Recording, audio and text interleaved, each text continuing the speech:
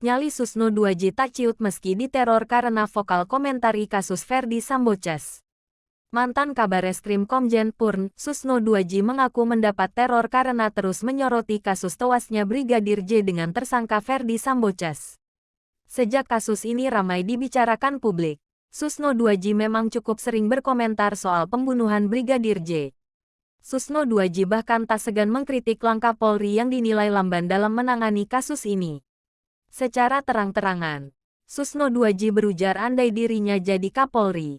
Menurut dia, kasus ini akan selesai tak kurang dari 1 bulan lagi. Pernyataan vokal dari Susno 2J itu rupanya memunculkan teror terhadap Jenderal Bintang 3 tersebut.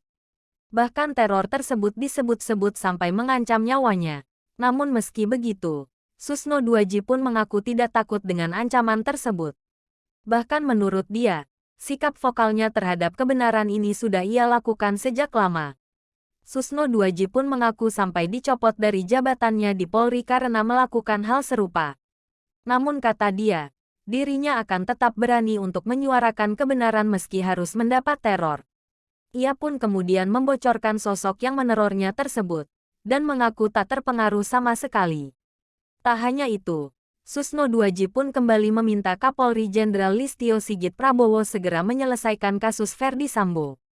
Sebab jika ia jadi Kapolri, maka kasus ini akan selesai tak kurang dari 1 bulan lagi.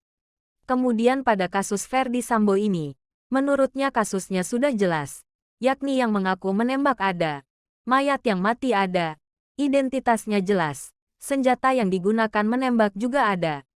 Ia juga mengungkap, kasus ini jadi berlarut karena adanya pihak-pihak yang melingkupi dan yang merekayasa kasus tersebut.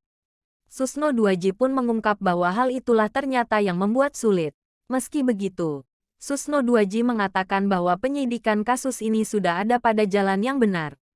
Ia pun menyarankan Kapolri untuk melakukan fungsi pengawasan yang lebih ketat lagi terhadap kasus ini agar bisa selesai tepat waktu. Susno 2J pun mengatakan harusnya kasus ini bisa benar-benar cepat selesai.